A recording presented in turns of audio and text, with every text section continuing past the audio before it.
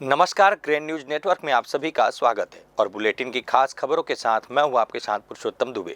चलिए अब नजर डालते हैं आज के बुलेटिन की खास खबरों की ओर। खबरों का सिलसिला शुरू करें उससे पहले एक नजर आज की सुर्खियों पर।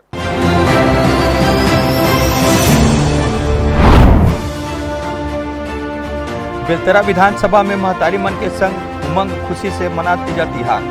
बहतरा इंडोर स्टेडियम में गूंजे छत्तीसगढ़ी गीत और नृत्य।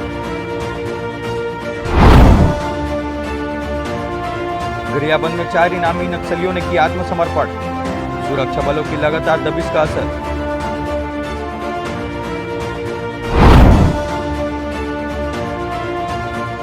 घर में घुसकर पिटाई और उत्पात से 2 सहेलियों के बीच दुश्मनी। रिश्तों के राज आए सामने।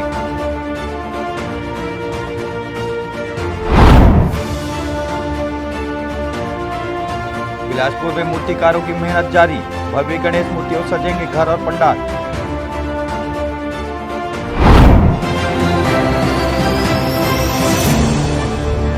ये थी तमाम सुर्खियां और अब खबरें विस्तार से। छत्तीसगढ़ की परंपरा और ममता से परिपूर्ण तीजा तिहार के अवसर पर रविवार को बेलतरा विधानसभा क्षेत्र की सभी महतारी मातृशक्ति को विशेष बधाई दी गई और उनके साथ इस पारंपरिक त्योहार को हर्षोल्लास के साथ मनाया गया। यह भव्य कार्यक्रम बहतराई के इंडोर स्टेडियम में दोपहर 11 बजे से आयोजित किया गया, जिसमें बड़ी संख्या में महिलाएं, जनप्रतिनिधि और नागरिक शामिल हुए। तीजा तिहार छत्तीसगढ़ की महतारी और बहनों के लिए समर्पित पर्व है, जो लोक परंपरा, ममता और सामाजिक एकजुटता का प्रतीक माना जाता है। इस अवसर पर महिलाएं पारंपरिक वेशभूषा में सजकर पहुंची और कार्यक्रम में रंगारंग सांस्कृतिक प्रस्तुतियों का आनंद लिया। पूरे परिसर में छत्तीसगढ़ी गीत गायन, पारंपरिक नृत्य और लोक धुनों की गूंज सुनाई दी, जिसने वातावरण को लोक संस्कृति के रंग से सराबोर कर दिया। हमारे छत्तीसगढ़ में जो प्रमुख त्योहार है तीजा तिहार, जेला हमेशा भाई और मायके से भी संबंध है। तेखर बारे में हमारे सुशांत भाई के द्वारा कमल सखी और महिला मोर्चा के द्वारा कार्यक्रम आयोजित करे गए तीजा तिहार, जे दुलरुआ भाई अपन बहनी मतलब बुला के तीजा तिहार मनाते हैं और बहुत ही प्रशंसनीय और बहुत ही सराहनीय कार्य है। बेलतरा विधानसभा में मोर खिलाफ से बिलासपुर क्षेत्र में पूरा कमल सखी और भाजपा महिला मोर्चा बिलासपुर बेलतरा एकर ये है तीजा तिहार के बहुत बड़े कार्यक्रम हमन संपन्न करत हन। सब बहिनी मन के सहयोग से हो पाते। सब आप मन के माध्यम से मैं सिर्फ सब बहिनी मन ला बहुत बहुत बहुत धन्यवाद देवत हूँ। ओमन के बिना ये कार्यक्रम संभव नहीं रही से और बहुत अच्छा सहयोग, बहुत अच्छा कार्यक्रम पूर्ण रूपेण ओमन के सहयोग रही से। आयोजन के दौरान उपस्थित महिलाओं को पारंपरिक छत्तीसगढ़ी व्यंजन जैसे करू भात, ठेठरी खुरमी, चीला पोरा परोसा गया। भोजन और व्यंजन के साथ साथ गीत संगीत और नृत्य के इस तीजा पर्व की महत्ता को और गहरा कर दिया। महिलाएं समूह में लोक गीत गाते हुए झूम उठी और एक दूसरे को शुभकामनाएं दी।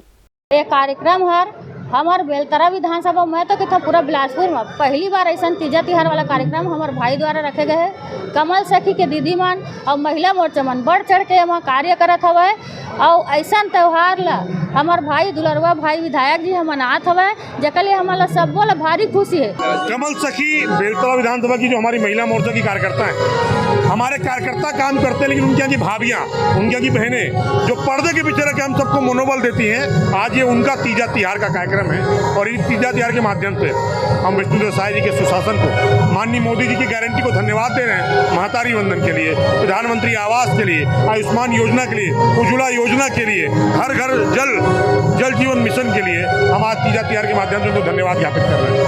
कार्यक्रम को संबोधित करते हुए जनप्रतिनिधियों और आयोजक मंडल ने कहा कि तीजा तिहार केवल एक धार्मिक या पारंपरिक पर्व नहीं, बल्कि हमारी सांस्कृतिक पहचान का उत्सव है। यह महतारी मन के त्याग, प्रेम और परिवार की मजबूती का प्रतीक है। इसे मनाने से सामाजिक एकजुटता, भाईचारा और लोक परंपराओं का संरक्षण होता है। स्टेडियम में उपस्थित लोगों ने भी इस आयोजन को सराहा और कहा कि आधुनिकता के दौर में ऐसे त्योहार हमारी जड़ों से जोड़ने का माध्यम है। तीजा जैसे पर्व हमें न केवल अपनी संस्कृति का गर्व दिलाते हैं, बल्कि नई पीढ़ी को परंपराओं की विरासत सौंपने का अवसर भी प्रदान करते हैं।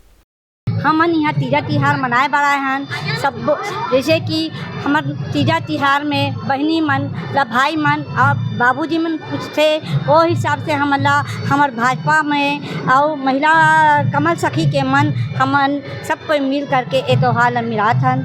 जय जोहार जय। भतराई इंडोर स्टेडियम में हुआ यह तीजा उत्सव बेलतरा विधानसभा ही नहीं बल्कि पूरे क्षेत्र में छत्तीसगढ़ी परंपरा और लोक संस्कृति की पहचान बन गया।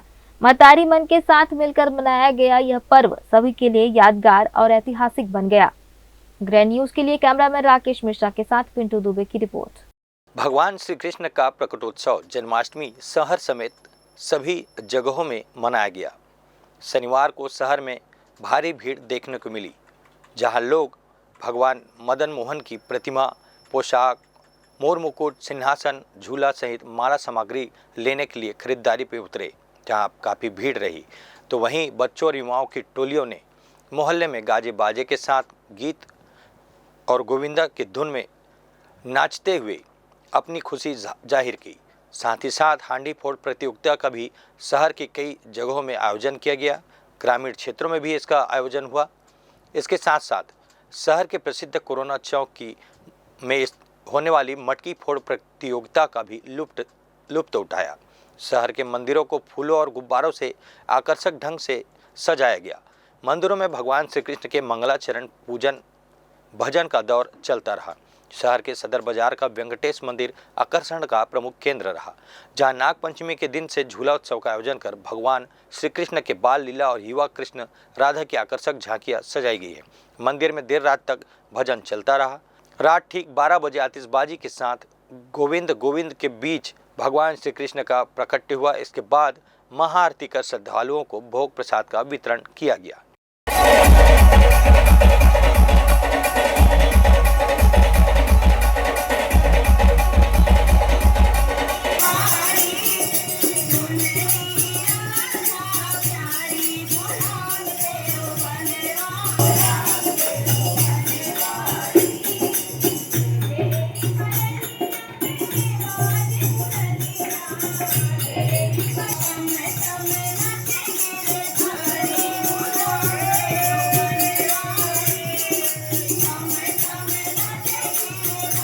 आत्मरक्षा और साहस का प्रतीक माने जाने वाले गतका खेल की 2 दिवसीय राज्य स्तरीय प्रतियोगिता का शुभारंभ दुर्ग के एक निजी स्कूल में भव्य तरीके से किया गया।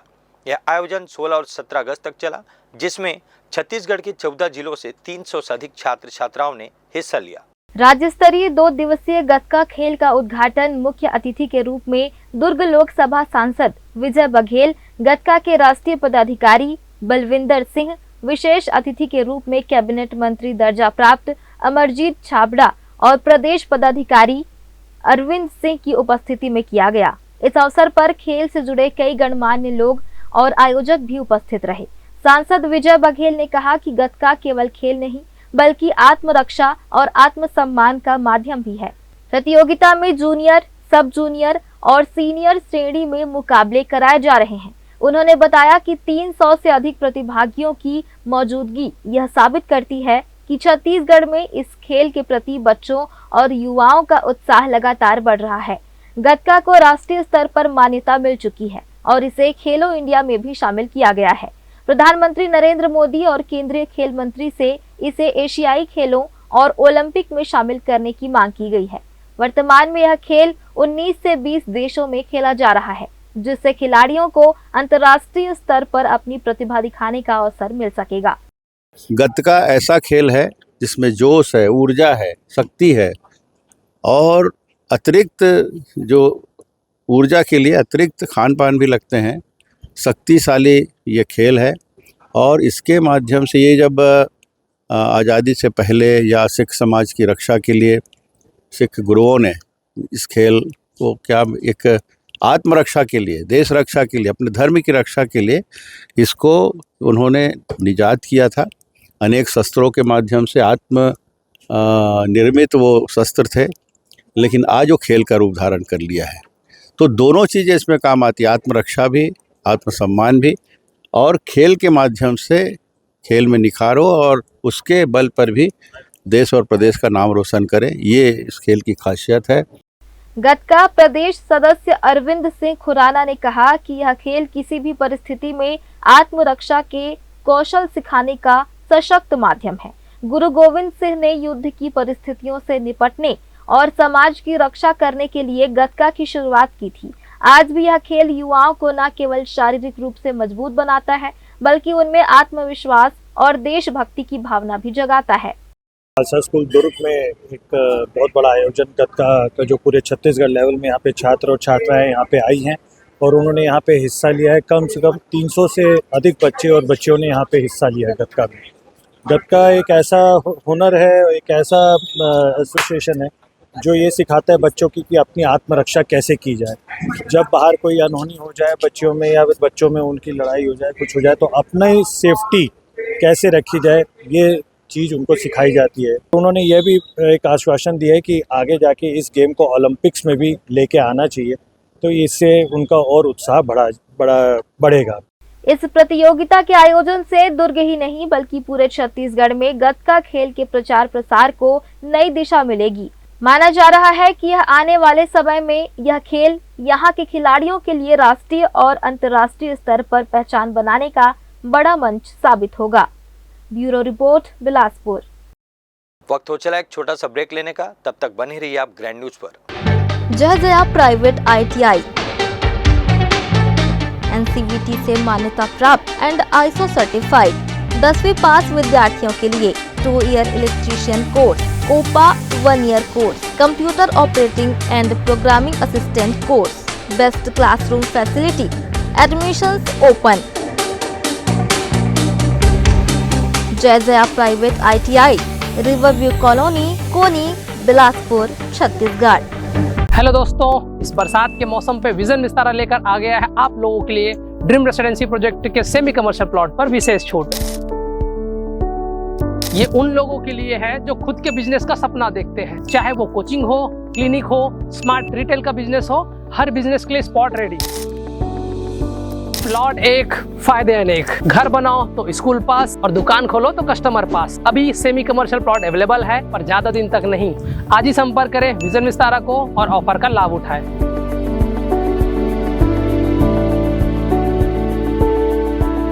ब्रेक के बाद आप सभी का स्वागत है। जिला गरियाबंद में शनिवार को नक्सल संगठन को बड़ा झटका लगा। पुलिस एवं सुरक्षा बलों के बढ़ते दबाव और सरकार की पुनर्वास नीति से प्रभावित होकर 4 हार्डकोर इनामी नक्सलियों ने आत्मसमर्पण कर दिया। आत्मसमर्पण करने वाले में 2 महिला नक्सली अनीता और सुजाता, साथ में 2 पुरुष नक्सली दीपक और कैलाश शामिल रहे। राज्य सरकार की आत्मसमर्पण की नीति कारगर साबित हो रही है। यही वजह है कि लगातार नक्सली आत्मसमर्पण कर रहे हैं। इसी कड़ी में शनिवार को जिला गरियाबंद में नक्सल संगठन को बड़ा झटका लगा। पुलिस एवं सुरक्षा बलों के बढ़ते दबाव और सरकार की पुनर्वास नीति से प्रभावित होकर 4 हार्डकोर इनामी नक्सलियों ने आत्मसमर्पण कर दिया। आत्मसमर्पण करने वालों में 2 महिला नक्सली, जिसमें अनीता और सुजाता के अलावा 2 पुरुष नक्सली दीपक और कैलाश ने अपने आप को पुलिस के हवाले कर दिया है। नक्सल ऑपरेशन के IG अंकित गर्ग, रायपुर रेंज के IG अमरेश मिश्रा और पुलिस मुख्यालय के वरिष्ठ अधिकारी इस दौरान मौजूद रहे। पुलिस अधिकारियों ने बताया कि ये सभी नक्सली लंबे समय से संगठन में सक्रिय थे और कई बड़ी नक्सली वारदातों में शामिल रहे हैं। इनमें से कई पर सरकार द्वारा इनाम भी घोषित था। IG अमरेश मिश्रा ने बताया कि चारों नक्सलियों को सरकार की आत्मसमर्पण एवं पुनर्वास नीति के तहत सभी सुविधाएं उपलब्ध कराई जाएंगी। वहीं IG अंकित गर्ग ने इसे नक्सल संगठन के लिए बड़ा झटका बताते हुए कहा कि आगे भी यह अभियान और तेजी से जारी रहेगा। 4 महत्वपूर्ण माओवादी काटर्स का आत्मसमर्पण। अब सबको विदित होगा कि दीपक और भीमा मंडावी जो 8 लाख के इनामी थे, DVCM रैंक के थे, और CC मोडेम बालकृष्णा के 3 प्रोटेक्शन टीम के लोग, कैलाश, रणिता एंड सुजीता, इन चारों ने आत्मसमर्पण किया है। दीपक ने अपने स्वचालित हथियार SLR के साथ सरेंडर किया है। यह इस जिले में दूसरा महत्वपूर्ण सरेंडर है। कुछ दिन पहले इंसास के साथ एक माओवादी ने आत्मसमर्पण किया था और अभी SLR के साथ। साथ ही साथ रणिता ने अपने सिंगल शॉट जो राइफल है उसके साथ आत्मसमर्पण किया है। यह बहुत ही इंकरेजिंग साइन है कि माओवादी हथियार के साथ आत्मसमर्पण करते हैं। टोटल कुल 19 लाख रुपए इन चारों के ऊपर है। शासन द्वारा स्वीकृत जो इनाम है। ये जो समर्पण हुआ है उसके लिए आपने क्या प्रयास किया है सर? हम सब लोग प्रयासरत रहते हैं कि जितने भी युवा और युवती हैं जो भटक कर इस राह पर चल रहे हैं वो मूल धारा में वापस आए। यह अत्यंत ही इंकरेजिंग है डेवलपमेंट। ये चारों लोग, इनको ये समझ में आया, इन्होंने यही बताया पूछताछ में कि हम लोग लगातार देख रहे थे कि नक्सली मारे जा रहे हैं, शासन बहुत गंभीर है, विकास की धारा लगातार बढ़ रही है, नवयुवकों के साथ जुड़ने का प्रयास किया जा रहा है शासन के द्वारा, और जो यहाँ की नीति है, रिहेबिलिटेशन पॉलिसी जो है, वह काफी माओवादी कार्यकर्ताओं को केंद्र बनाकर जो बनाई गई नीति है, जो इनके पूरे परिवार से लेकर पूरे समाज के रिहेबिलिटेशन के लिए जो कार्य किया जा रहा है, उससे प्रोत्साहित होकर इन लोगों ने आत्मसमर्पण किया है। उन्होंने ये भी बताया कि लगातार जब इनके द्वारा ऐसी बातें की जा रही थी कि हमें हिंसा का रास्ता छोड़कर सरकार के साथ जुड़ना चाहिए, तो सीनियर जो माओवादी काडर थे उनके द्वारा इनका शोषण किया जाता था, इनको पीटा जाता था। कैसे प्रेरणा मिली आत्मसमर्पण करना? वहाँ वो खाने पीने को नहीं मिल रहा है, इसलिए हम धूप का समय, ठंडी का समय, बरसात समय भी पूरा रहने को तकलीफ हो रहा है, इसीलिए हम इधर रहेगा तो मर जाएगा। वो पूरा अभियान में बहुत चल रहे हैं, उसी हिसाब से हम मुठभेड़ भी हो रहे हैं, बहुत 2-3 बार आई जो बाल बस के हम आने के बाद हम सोचे इधर रहेगा तो मर जाएगा, हम जाएंगे करके ऐसे सोच के बाद में हम निकल के आए सर सरेंडर करने के लिए गरीब बन। जी बताएंगे कब से कब तक आप यहाँ इस नक्सली में शामिल हैं और किससे प्रेरणा लेकर आप? मैं तो नक्सली संगठन में शामिल होकर कम से कम लगभग 15 साल हुआ। 15 साल में नक्सली में शामिल होकर। आपके कार्य क्षेत्र कहाँ था? मैं रहने वाला उधर सुकमा जिले। जैसे आप आत्मसमर्पण किए हैं तो सुरक्षा के पुख्ते इंतजाम प्रशासन द्वारा किए, कुछ बताए हैं? हाँ, मैं अभी सरेंडर करने के बाद मुझे यहाँ अच्छा है, अच्छा लग रहा है। कुछ खाने पीने का सुविधा दे रहे सरकार। वहाँ तो हम जंगल में रहते समय में थोड़ा भूखे पेट में रहना पड़ता, कभी कभी खाना नहीं मिलता, कभी कभी नहीं मिलता, पानी भी बहुत दिक्कत पड़ता है। इसलिए सरकार के साथ मरना क्यों है कि सरेंडर होने के लिए आई है। समर्पण के दौरान नक्सलियों ने कहा कि वे अब शांति और विकास की राह पर चलना चाहते हैं। पुलिस एवं सुरक्षा बलों की यह सफलता गरियाबंद में नक्सल विरोधी अभियान की बड़ी उपलब्धि मानी जा रही है। Bureau report, Bilaspur. तखतपुर नगर में कृष्ण जन्माष्टमी के दिन गौमांस काटते हुए 2 युवकों को गिरफ्तार किया गया। घटना मिशन कंपाउंड क्षेत्र की है, जहां साहुल मसीह और संजय खेस अपने घर में गाय का मांस काटते हुए पकड़े गए। हिंदू संगठन के कार्यकर्ताओं ने दोनों को रंगे हाथों पकड़ लिया और पुलिस के हवाले किया। जानकारी के अनुसार आरोपी साहुल मसीह पर पहले भी वर्ष 2012 में गौवध का मामला दर्ज हुआ था, जिसमें उसे 18 माह की सजा हुई थी। त्योहार के दिन गौमांस काटने की इस घटना ने हिंदू संगठनों में भारी आक्रोश पैदा कर दिया है। थाने में बड़ी संख्या में लोग जमा होकर आरोपियों पर सख्त कार्रवाई की मांग करने लगे। घटना के बाद पूरे क्षेत्र में तनाव का माहौल बन गया था। परिस्थिति को देखते हुए पुलिस अतिरिक्त सतर्कता बरत रही है। गुप्त सूचना मिली कुछ समय पहले कि चरण नर्सिंग होम के बगल में एक रूम है जहां गौ माता को काटा जा रहा है। तो सूचना मिलते मैं और मेरे साथी और साथ में प्रशासन के साथ उस रूम पे गए तो एक व्यक्ति गौ माता को काटते हुए वहां से मिला, एक आदमी, और साथ में एक और व्यक्ति था बाहर रूम के, तो वहाँ मिला। उस सूचना के बाद फिर प्रशासन भी पहुंच गया। उसके बाद उनको लेके थाना आए हैं हम लोग। इसके ऊपर कड़ी से कड़ी कार्रवाई होनी चाहिए, क्योंकि ये आदमी पूर्व में भी एक बार ऐसा घिनौना कृत्य कर चुका है, उसके बावजूद ये तो छूट गया, घूम रहा है, और इस बार कड़ी से कड़ी कार्रवाई हो, यही प्रशासन से हम मांग करते हैं। और उसका जो घर है उसको ढहाया जाए, तोड़ा जाए उसका घर, क्योंकि दोबारा वो ऐसा कृत्य करने से पहले वो हो या अन्य आदमी हो, दोबारा 10 बार सोचे। विक्रय करने के लिए काटा जा रहा है बोल के सूचना में पुलिस तत्काल मिशन कंपाउंड में पहुंचकर एक संजय खेस से उसके घर की तलाशी ली, तो वहाँ पे संदिग्ध गाय या बछड़े का मांस कटा हुआ मिला है। इसमें आरोपियों को हिरासत में ले लिया गया है और हिंदू संगठन की रिपोर्ट पर FIR दर्ज की जा रही है। FSL यूनिट को बुलाया गया है और आगे की जांच की जा रही है। तखतपुर क्षेत्र में उस समय सनसनी फैल गई जब जरेली मुख्य मार्ग स्थित एक ट्रेडर्स की दुकान खोलते ही मालिक के होश उड़ गए। दुकान की सीढ़ी पर एक युवक का शव संदिग्ध परिस्थितियों में पड़ा मिला। मृतक की शिनाख्त अर्जुन पात्रे के रूप में हुई। पुलिस ने प्रारंभिक जांच में संभावना ये सामने आई कि बीती रात अज्ञात आरोपी टीन फाड़कर दुकान के अंदर घुसे थे। हत्या भी चोरी की कोशिश से जुड़ी हो सकती है। इधर मृतक के परिजनों ने भी हत्या का आरोप लगाया है। घटनास्थल पर पहुंची फोरेंसिक टीम साक्ष्य जुटाने में लगी हुई है और पुलिस मामले की हर एंगल से जांच कर रही है। इस घटना से पूरे इलाके में दहशत और चर्चा का माहौल है। पुलिस ने मृतक के शव को पोस्टमार्टम के लिए भेज दिया है। तारबहार पुलिस ने चेकिंग के दौरान पुराना बस स्टैंड से एक संदिग्ध युवक को गिरफ्तार किया है। तलाशी लेने पर उसकी जेब से खतरनाक बटनदार चाकू बरामद किया गया। आरोपी की पहचान राजू साहू निवासी करबला के रूप में हुई। पुलिस ने आरोपी के खिलाफ आर्म्स के एक्ट के तहत मामला दर्ज किया है। इस सतर्क कार्यवाही की वरिष्ठ पुलिस अधीक्षक बिलासपुर ने सराहना की और प्रभारी सहित स्टाफ को नगद इनाम देने की घोषणा की। पुलिस की तत्परता से संभावित घटना टल गई। पुलिस द्वारा रात में अलग अलग पॉइंट में चेकिंग की जा रही थी, जिस दौरान तारबहार थाना प्रभारी कृष्णा सिदार के द्वारा अपनी टीम के साथ पुराने बस स्टैंड के पास चेकिंग की जा रही थी। उसी समय एक संदिग्ध व्यक्ति मिला। उसकी तलाशी लेने पर उसके कब्जे से एक बटनदार चाकू मिला। आरोपी का नाम राजू साहू है, जो कोतवाली क्षेत्र का रहने वाला तथा वर्तमान में सरकंडा क्षेत्र में रहता है। पुलिस के द्वारा आरोपी के विरुद्ध आर्म्स एक्ट की कार्रवाई की जा रही है। फिर से वक्त हो चला एक छोटा सा ब्रेक लेने का, तब तक आप बने रहिए ग्रैंड न्यूज पर। जहजया प्राइवेट ITI NCVT से मान्यता प्राप्त एंड ISO सर्टिफाइड 10वीं पास विद्यार्थियों के लिए 2 year electrician course, OPA 1 year course, computer operating and programming assistant course, best classroom facility, admissions open. Jai Jaya private ITI, river view colony, Koni, Bilaspur, Chhattisgarh. Hello दोस्तों, इस बरसात के मौसम पे विजन विस्तारा लेकर आ गया है आप लोगों के लिए ड्रीम रेसिडेंसी प्रोजेक्ट के सेमी कमर्शियल प्लॉट पर विशेष छूट। ये उन लोगों के लिए है जो खुद के बिजनेस का सपना देखते हैं, चाहे वो कोचिंग हो, क्लिनिक हो, स्मार्ट रिटेल का बिजनेस हो, हर बिजनेस के लिए स्पॉट रेडी। प्लॉट एक, फायदे अनेक। घर बनाओ तो स्कूल पास और दुकान खोलो तो कस्टमर पास। अभी सेमी कमर्शियल प्लॉट अवेलेबल है, पर ज्यादा दिन तक नहीं। आज ही संपर्क करें विजन विस्तारा को और ऑफर का लाभ उठाएं।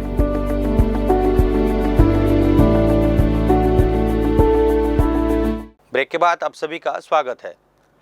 शिक्षिका के घर उसके ही सहकर्मी शिक्षिका के पति और उसके सहयोगियों द्वारा की गई तोड़फोड़ की घटना में एक नया मोड़ सामने आ गया है। तोड़फोड़ करने वाले शिक्षिका और उसके पति ने पहले खुद के साथ घर में घुसकर मारपीट की रिपोर्ट दर्ज कराई थी। मामले में पुलिस ने मामूली धाराओं में जुर्म दर्ज कर लिया है। अफसरों के चक्कर काटने के बाद पीड़ित पति पत्नी ने पुलिस को CCTV फुटेज उपलब्ध कराकर दोषियों पर सख्त कार्रवाई की मांग की है। दरअसल सिविल लाइन थाना क्षेत्र अंतर्गत JP विहार की रहने वाली मीनाक्षी शर्मा और सिरगिट्टी क्षेत्र के सूर्या विहार में रहने वाली उसकी सहकर्मी नेहा पांडे चकरभाटा क्षेत्र के एक ही स्कूल में शिक्षिका हैं। दोनों का एक दूसरे का घर आना जाना था, लेकिन मीनाक्षी के पति मुकेश शर्मा को पत्नी का नेहा के साथ ज्यादा दोस्ती पसंद नहीं थी, जिसे लेकर वे हमेशा अपनी पत्नी को टोका करते थे। पति की रोक टोक पर मीनाक्षी ने नेहा से दूरी बनाना शुरू किया। नेहा ने मीनाक्षी से इसकी वजह पूछी तो उसने पति को उसके साथ ज्यादा घूमना फिरना पसंद न होने की बात बताई। इस बात से नाराज नेहा ने अपने पति सोनू प्रकाश को पूरी बात बताई, जिसके बाद दोनों बीते 10 अगस्त की रात करीब 10:30 बजे मीनाक्षी शर्मा के घर JP विहार पहुंचे और घर में बातचीत के दौरान मीनाक्षी शर्मा के पति पर दोनों ने हमला कर दिया, जिससे उनके हाथ, मुंह और सिर, आंख में चोट आई। बीच बचाव करने आए पत्नी और बच्चों से भी धक्का मुक्की की गई। जब पड़ोसी इस मामले में सामने आए तो दोनों पति पत्नी भाग निकले, जिसकी रिपोर्ट सिविल लाइन थाने में दर्ज कराई गई है। इधर अपने साथ हुई मारपीट और अपमान का कारण जानने मुकेश शर्मा अपने 2 साथियों के साथ नेहा के घर सूर्या विहार पहुंच गए, तो उन्होंने घर का दरवाजा नहीं खोला। भीतर से गाली गलौज करने से नाराज मुकेश व उसके साथियों ने घर पर तोड़फोड़ कर दी, जिसका वीडियो वायरल हुआ। इसके बाद नेहा ने मीनाक्षी शर्मा के पति और उसके सहयोगियों के खिलाफ सिरगिट्टी थाना में अपराध दर्ज करा दिया। अपराध दर्ज होने के बाद मीनाक्षी के पति व उनके साथियों की गिरफ्तारी हुई। जमानत मिलने पर अब मीनाक्षी के पति ने भी अपने और अपनी पत्नी मीनाक्षी के घर नेहा और उसके पति पर पहले मारपीट करने को लेकर CCTV फुटेज पुलिस को उपलब्ध कराया है। मीनाक्षी और उसके पति का आरोप है कि नेहा दोनों पति पत्नी के बीच झगड़ा कराती थी और मीनाक्षी को उसके पति के खिलाफ भड़काती थी, जिसके कारण मीनाक्षी का पति उसे नेहा के साथ बातचीत करने से मना करता था। 10 तारीख को मैं अपने घर में आराम कर रहा था, हम लोग बैठ के बातचीत कर रहे थे, उनका फ़ोन आया। उनका फ़ोन ये आया कि आप भैया आप कहाँ हो, मेरी घर वाली को क्यों गाली दिए हो। मैं मना किया कि मैं घर वाली गाली नहीं दिया हूँ। फिर वो लोग अचानक आए, घर में 2 सेकंड के अंदर बड़ा मारपीट करना चालू कर दिए। मैं कुछ समझ ही नहीं पाया। उसके बाद मारते मारते मेरे को रोड तक लेके आए, उसमें CCTV मेरे पास प्रूफ है, मारते हुए दिखा है, झूम झड़का होते हुए दिखा है। मोहल्ले वाले लोग छोड़ा छोड़ी के चमका चुमकी के उसको भगाए वो लोग को, ठीक है ना। वो कॉल रिकॉर्ड भी है, वो लोग मेरे को फ़ोन किए हैं, फ़ोन करके आए हैं, लेकिन थाना में वो लोग ये झूठ बोले हैं कि हम लोग उन लोग को फ़ोन करके बुलाए हैं, हमारा पारिवारिक विवाद है बोल के, जबकि हमारा कोई पारिवारिक विवाद नहीं था। हम लोग उसको फ़ोन करके नहीं बुलाए हैं। आप CDR निकलवा सकते हैं किसके ना मोबाइल से फ़ोन गया है, किसके मोबाइल से फ़ोन नहीं गया है। मेरे को ये शक था और यकीन भी था, दोनों भी था कि वो इसको भड़काती थी हम लोग के घर में लड़ाई झगड़ा करने के लिए। तो मैं इसको बोलता था, अपनी वाइफ को बोलता था कि तुम मुझसे दूरी बना के रखो। क्या विवाद था आप लोग का टीचर्स के बीच में जिसकी वजह से घर का विवाद हुआ और मारपीट हो गई? ये कहा जा रहा है कि आप पति पत्नी के बीच में विवाद था। नहीं, हम लोग के बीच में कोई विवाद नहीं था। हम लोग दोनों बैठे आराम से बात कर रहे थे। इसी बीच में वो दोनों पति पत्नी आए हैं और आते साथ फिर मार पिटाई शुरू की। उसका हस्बैंड पहले मारा है, फिर वो भी बीच बचाव कर रही है, फिर इनको भी नोची है, चिमटी है, काफ़ी उसका निशान भी इनके शरीर पे। वो मेरे साथ टीचर है नेहा पांडे और उसका पति सोनू प्रकाश, दोनों के दोनों घर में घुस के मारपीट किए हैं। वजह क्या थी जो मारपीट किया उन्होंने? वजह वही जो ये बताए हैं, बहुत जलते हैं उन लोग हमसे। उन लोग घर तोड़ने की वाकई में बहुत कोशिश किए हैं। तो आप दोनों तो साथ में काम करते हैं, फिर क्या दोनों के बीच में ऐसा विवाद हो गया जो मारपीट तक और इतना विवाद पहुंच गया कि एक दूसरे के घर तोड़ने की बात आ गई है? बहुत दिन से उन लोग का था, जलन की भावना है। उसके हस्बैंड कुछ करते नहीं है, बेरोजगार हैं। इनका काम हम अच्छा चलता है और ये शौकीन भी है, घुमाना फिराना सब कराते हैं। तो हो सकता है ऐसा कुछ होगा उसके मन में, और उसको तो वही लोग जानेंगे कि किस भावना से करें। आप लोग क्या चाहते हैं? बस न्याय हो हमारे साथ में, क्योंकि उन लोग सिर्फ इनका वीडियो वायरल किए। ये गुस्से में गए थे, घर में आके कोई मारेगा बीवी के सामने तो ईगो तो हर्ट होगा इनका। तो घर जाके वो तोड़ फोड़ बस किए सामान का, उसको लोग वीडियो वायरल कर दिए। और हम लोग के साथ क्या हुआ ये सामने नहीं आ पाया था। सच्चाई लोगों के सामने दोनों पक्ष आए ना। ये कहा जा रहा है कि पति पत्नी के बीच में आपका आपसी विवाद था और इसकी वजह से समझाइश देने आए थे, ऐसी इसमें कितनी सच्चाई है? इसमें कोई कुछ नहीं है ना। ये कॉल किए थे ना मैं कॉल की थी, हमारे बीच में कोई विवाद नहीं था। हम लोग बातचीत ही कर रहे थे बैठ के। इसी बीच उसके हस्बैंड का कॉल आया था कि हम लोग घर आ रहे हैं करके। इसकी जानकारी होने पर नेहा और उसका पति दोनों मीनाक्षी के घर घुसकर पति पत्नी के साथ मारपीट की, लेकिन पुलिस ने मामूली धाराओं में अपराध दर्ज किया। परेशान दंपत्ति ने अपने साथ हुए मारपीट का CCTV उपलब्ध कराया है और अब न्याय की मांग कर रही है। दैन न्यूज के लिए कैमरामैन राकेश मिश्रा के साथ भारतेंदु कौशिक की रिपोर्ट। बिलासपुर जिले के रतनपुर अंतर्गत गोंदिया ग्राम पंचायत से घूसखोरी का बड़ा मामला सामने आया है। पंचायत के सरपंच पति सतानंद का एक वीडियो वायरल हुआ है, जिसमें वे खुलेआम एक ग्रामीण शरद साहू से राशन कार्ड बनवाने के लिए 1000 नगद रिश्वत की मांग करते दिखाई दे रहे हैं। वीडियो में सतानंद यह कहते हुए सुनाई देते हैं कि उन्होंने चुनाव पैसे खर्च कर जीता है और अब फ्री में साइन नहीं करेंगे। साथ ही उन्होंने यह भी कहा कि शिकायत कलेक्टर या कमिश्नर से कर लो, उन्हें कोई फर्क नहीं पड़ता, ऑनलाइन नहीं केवल कैश चाहिए।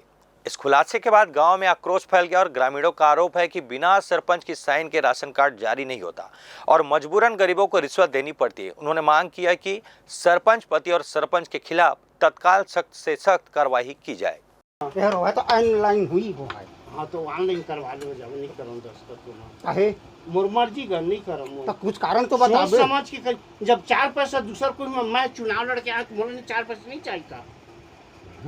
अब कभी नहीं ले है मैं कोई सुन ले उन्होंने मोर मानसिकता है कि बनवा से नया कार्ड बनी ओकर पैसा लगी पक्का दे वहाँ दे नो 1000 दे 1000 दे 1000 दे 1000 दे दे लिख के दे चल सील मार लिख के दे ना तो मैं काला लिख के राशन कार्ड में मैं हाँ बनवा नवा बनवा फिर शरद कुमार सीता राजूलाल साहू है ना ओकर सील साइन मारे मैं 1000 घूस पैसा ले ना तो मैं ओकर लिख के देव ना ओकर बनावा मोर मर्जी की बात के जा तो जेन करना है तेन कर लिए हुआ वो करी कि तहु कर दे जा मैं अपन एकर बनी हूं बोला नहीं करना है दस्तखत नेतागिरी करी नेतागिरी नहीं करूं दस्तखत में हो मनी बना के देऊं कर तब मोर मर्जी की बात मोर नाम लेके वहां कलेक्टर में जाओ पेश कर देवे कि राशन कार्ड नहीं बनाई काले प्रशिक्षण गए तेन कहीं से ना अपन सोच समझ के करना दस्तखत सोच समझ के करबो हमारी ये पढ़ी तो तो जा तुम मोर नाले कंप्लेन कर दे, कलेक्टर से जावा, कमिश्नर से जावा,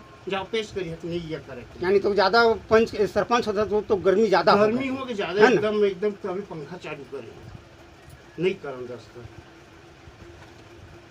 जा तुमको जेकर से जाना है तेकर से जावा ना, और ऑनलाइन करके बनवा ले कैसे बाबू जा बनवा ले। तो ऑनलाइन तो होते मैं हाँ कहे हवा सील और साइन बस मार देते हैं तो का जितना पैसा लगी तेल में देहो कि के मैं कहे मैं क्या चलने के देहो कि नहीं कहा मैं हाँ कहे तो हाँ भाई मैं हाँ तो तुरंत देना तो कितना पैसा चाहिए वो देना है QR कोड दे मैं फोन पे मारा था मैं नहीं यो कर मैं ये करमु कहां इसी मतलब तो कितना चाहिए तेल बताते हैं कितना 1500 कत्ता कन कहे तो ना 1000 का कहे होगा 500 कहे ना। हां मोनो कैसे हाँ ले QR कोड दे मैं इराद करा था मैं हाँ मोनो केस चाहिए मोला मतलब केमा होई। बिलासपुर रेलवे की लापरवाही एक बार फिर सामने आ गई है। स्टेशन से गुजरने वाली एक मालगाड़ी हादसे को दावत देती नजर आई। इस मालगाड़ी के कई डिब्बों के वैगन गेट आधे खुले थे और सोचिए इन गेटों को मजबूत लॉक से नहीं बल्कि सिर्फ पतली तार से बांधा गया था। जरा सा झटका लगा तो ये गेट टूटकर गिर सकते थे और तब कितना बड़ा हादसा हो सकता था इसका अंदाजा लगाना मुश्किल नहीं। यह कोई पहली बार नहीं है, बिलासपुर में पहले भी ऐसे लापरवाही भारी पड़ चुकी है। पुराना पैदल फुट ओवर ब्रिज जो रेलवे रिजर्वेशन काउंटर से गजरा चौक मार्ग को जोड़ता था उसे मालगाड़ी की टक्कर से नुकसान पहुंचा था। मजबूरन रेलवे को उसे तोड़ना पड़ा और नया फुट ओवर ब्रिज बनवाना पड़ा। उस समय रेलवे को करोड़ों की चपत लगी थी। इतिहास गवाह है कि एक बार की अनदेखी कितनी भारी पड़ सकती है और अब फिर वही गलती दोहराई जा रही है। अगर इस बार गेट टूटते तो प्लेटफॉर्म पर खड़े यात्रियों, रेलवे कर्मचारियों और यहाँ तक कि स्टेशन की संपत्ति पर भी कहर टूट सकता था। यात्रियों का कहना है कि रेलवे सिर्फ कागजों में सुरक्षा के दावे करता है और हकीकत में हालात बिल्कुल अलग है। त्योहारों का मौसम सामने है, ऐसे में जरा सी ढिलाई भी बड़ी दुर्घटना का कारण बन सकती है। लोगों की साफ मांग है कि इस तरह की लापरवाही करने वालों पर सख्त कार्रवाई होनी चाहिए, क्योंकि सवाल सिर्फ रेलवे की साख का नहीं बल्कि हजारों यात्रियों की जान का है। जन्माष्टमी पर्व के दौरान सरकंडा थाना क्षेत्र के चिंगराजपारा में कुछ असामाजिक तत्वों ने मारपीट की घटना को अंजाम दिया। घटना की जानकारी मिलते ही पुलिस ने तत्काल कार्रवाई करते हुए आरोपियों की तलाश शुरू की और 60 से अधिक बदमाशों को गिरफ्तार कर लिया। बताया जा रहा है कि ये लोग त्योहार के माहौल को बिगाड़ने और शांति भंग करने की कोशिश कर रहे थे। सरकंडा पुलिस के अनुसार आरोपियों का जुलूस निकालकर क्षेत्रवासियों को यह संदेश दिया गया कि समाज में शांति फैलाने वालों को किसी भी कीमत पर बख्शा नहीं जाएगा। इसके बाद सभी आरोपी को न्यायिक रिमांड पर जेल भेज दिया गया। इस मामले में सरकंडा थाना प्रभारी नीलेश पांडे ने कहा कि जन्माष्टमी हिंदुओं का एक प्रमुख और पावन त्योहार है जिसे पूरे श्रद्धा और उल्लास के साथ मनाया जाता है। ऐसे पर्वों को खराब करने या शांति भंग करने वाले उपद्रवियों के खिलाफ कड़ी कार्रवाई की जाएगी और प्रशासन ने स्पष्ट कर दिया है कि त्योहार में की आड़ में कोई भी उपद्रव या हिंसा बर्दाश्त नहीं की जाएगी। रात्रि में कुछ असामाजिक तत्वों द्वारा जो है मलखम के दौरान मारपीट की घटना घटित की गई थी, जिस पर से अपराध पंजीबद्ध कर थाना सरकंडा में अपराधियों को पहचान करके जो है उनको गिरफ्तारी की गई है। हमारे तरफ से अपराधियों को स्पष्ट संदेश है कि महाअष्टमी कृष्ण जन्माष्टमी का जो त्यौहार है, जो हिंदू धर्म का बहुत ही बड़ा त्यौहार है, लोग बहुत हर्षोल्लास से मनाते हैं। इसमें जहर घोलने का काम ना करें और अगर कोई व्यक्ति उद्दंडता करता है और बदमाशी करता है तो निश्चित रूप से उसके ऊपर कठोर कार्रवाई की जाएगी। वक्त हो चला है फिर से एक छोटा सा ब्रेक लेने का, तब तक आप बने रहिए ग्रैंड न्यूज पर।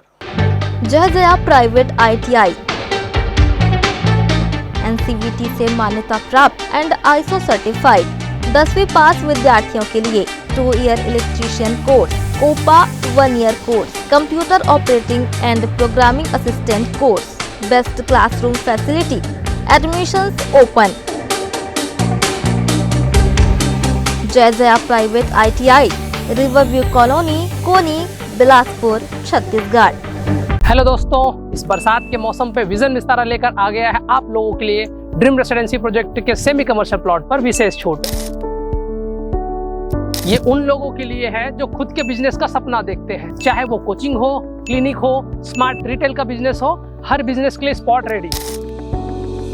प्लॉट एक, फायदे अनेक। घर बनाओ तो स्कूल पास और दुकान खोलो तो कस्टमर पास। अभी सेमी कमर्शियल प्लॉट अवेलेबल है पर ज्यादा दिन तक नहीं। आज ही संपर्क करें विजन विस्तारा को और ऑफर का लाभ उठाएं।